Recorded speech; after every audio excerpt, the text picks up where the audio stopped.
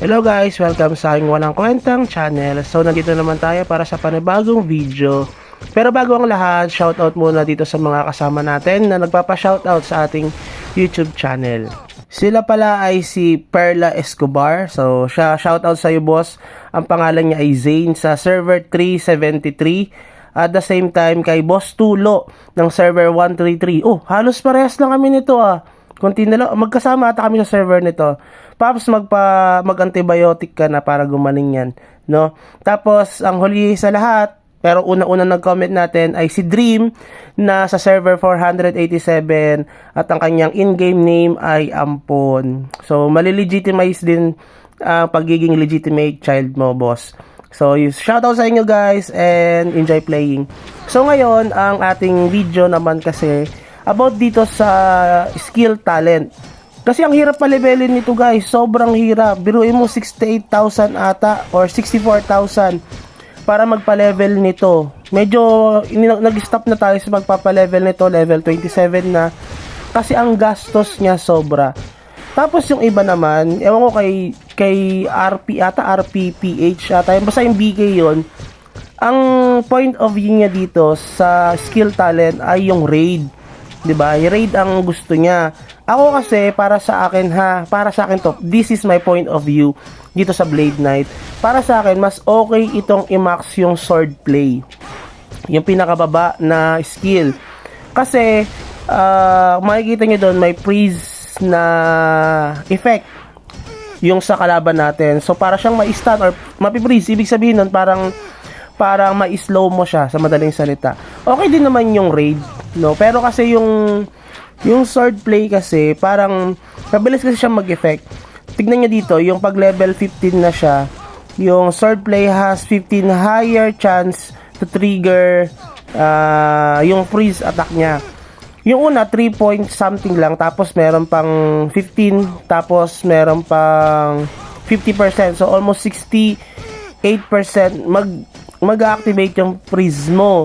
Sa raid kasi parang 30 seconds ang cooldown niyan, tapos meron syempreng less ang cooldown dito dahil pag inactivate mo tong raid no na skill talent, may babawasan siya almost 4 seconds or 5 seconds, so 25 seconds na siya. Pero kasi pagdating sa PVP kasi guys, para sa akin na pagdating sa PVP, ang mangyayari kasi parang isang beses ko lang nagagamit yung raid. Pero itong sword play, medyo maganda kasi siya kasi yung sa raid kasi, after mong na-activate mo siya, diba, sumipa siya na malapitan. Tapos yung next skill mo, 15% damage. Dito kasi sa sword play, pag nag-effect yung freeze mo, mag-activate na agad yung 15% damage mo. Kahit na anong attack. Ibig sabihin nun, kapag the more na mas mabilis ang attack speed mo, the more na mas mabilis yung chance na mag-effect yung sword play mo. Meaning to say, mas madami mo siyang beses na magagamit compare dito sa raid. Ayun, maganda rin sana to. Kaso yung raid na skill na yan, na damage na yan, kahit na may dagdag yan, mahina kasi siya, parang 180 lang yung damage niya. Compare dito sa ating mga whirlwind, tsaka yung fatal strike, di ba kapag tumama yon, may 15% attack sa'yo, dadagdag dahil nga nag-effect yung freeze mo, ibig sabihin, mas malakas yung damage. Para sa akin tapos magagamit mo pa siya sa red boss, di ba? Mas mabilis yung damage mo, mas malakas ang damage mo. Sa sa raid kasi, parang hindi siya nag-auto skill, kailangan mo siya ng pindutin. Ewan ko, kasi walang auto use dito sa raid. Sa BK sa option ng cellphone ko, ewan ko lang sa iba. Kailangan ko pa siya kasing i-click, no? So para sa akin, mas okay itong sword play na i-level 3. Makukunin niyo yung tier 3 ng sword play compared doon sa raid. Pero syempre, magkakaiba naman point of view at saka understanding and interpretation about this kind of skills. Pero para sa akin, para mabago naman, syempre itong okay sa akin yung sword play. Tapos tandaan nyo ito guys tandaan nyo ito. Yung kay RP o yung BK na malakas, hindi ko lang kung si RP ba yun o si Japs. Malakas siya, 'di ba? Sobrang lakas niya kasi nga spender siya. So kung inaakala nyo kasi na magiging ganun kasing lakas yung parang nawa-one hit nyo yung kalaban, yung si RP ako, nawa-one hit nyo yung kalaban, it doesn't mean na ganun din yung magiging character nyo, lalo kung hindi kayo spender. Kasi iba parang may nakikita kasi ang comment na, wow, ang lakas ng character ni RP, gayahin ko nga para maging ganun din kalakas ng character ko. Pwede naman, pwede yun. Ang problema kasi doon, syempre, kung gano'n siya kalakas, dapat gano'n din kayo kalakas gumastos. 'Di ba? So, para sa akin kasi, hindi ko siya kayang gayahin kasi ito kasi yung ano nga natin, character natin ay para sa mga free to play or yung mga 55 toppers lang. So, kung kayo ay 55 toppers, ito ang pwede ko masuggest sa inyo, no, mga ganitong skill, or pwede nyong i-reference itong character ko, itong ano natin, itong mga videos natin. Pero wag din naman kayong mawalan ng or gana na panoorin yung kay RP kasi maganda din yung content niya, magaling din siyang mag-build ng character. Minsan nanonood din ako sa kanya, medyo busy lang din tayo kasi ang dami mga vloggers na BK, 'di ba? Tapos nadagdagan pa ata ng isa pang Blade Knight na nag-change, parang si Japs nga ata yun, dati yung EMG, ngayon Blade Knight na siya. So, yun lang para sa akin guys, yung point of view ko dito. Para sa akin, mas okay ang sword play compare sa raid.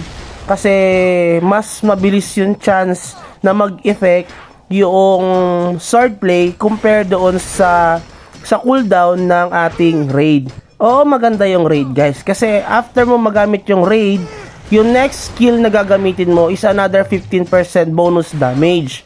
Good siya, lalo pag tinira mo yung Fatal Strike. After nun, wala na. Hindi mo na siya magagamit, lalo kung PvP, guys. Kasi usual, 30 seconds, 20 seconds, tapos na yung PvP. Unless, otherwise, makunat yung kalaban nyo. Sobrang kunat. Eh, ano lang ba makunat dito? DL, Cha. Syempre, kapag Wizard, kung sakali mag-teleport sila. Yun ang usual na, ano natin, no? Yung advantage. Pero ang sword play kasi, ang kailangan mo lang patasin dito, yung attack speed mo. Which is talagang kailangan mo yun dahil the more na mas mabilis umatake yung Blade Knight, the more na mas malakas yung mai-input na damage natin sa kalaban.